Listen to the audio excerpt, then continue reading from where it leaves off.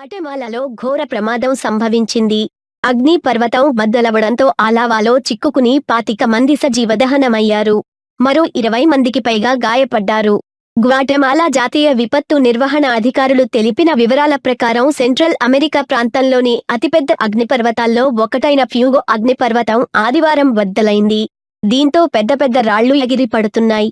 దట్టమైన పొగ వ్యాపించింది. అగ్నిపర్వతం నుంచి లావా ఎగసిపడి సమీపంలోని గ్రామాల వరకు వ్యాపించింది. ఈ లావాలో పలువురు స్థానికులు చిక్కుకున్నట్లు అధికారులు తెలిపారు.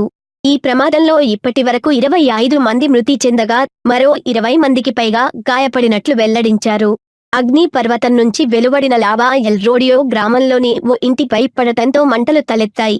ఈ మంటల్లో చిక్కుకుని 4 వ్యక్తులు సజీవదహనమయ్యారు. వీరిలో విపత్తు ఏజెన్సీకి చెందిన అధికారి కూడా ఉన్నారు. ఇక మరో 2 చిన్నారులు వంతెనపై నిల్చుని ఉండగా లావాపడి మృతి చెందారు. పరిస్థితి తీవ్రంగా ఉండడంతో అగ్నిపర్వతం సమీపంలోని గ్రామాలకు చెందిన 2000 మందిని అధికారులు సురక్షిత ప్రాంతాలకు తరలించారు. అగ్నిపర్వతం నుంచి వెలువడుతున్న బూడిద సముద్రమట్టానికి 12,346 అడుగుల ఎత్తు వరకు ఎగిసిపడుతోంది.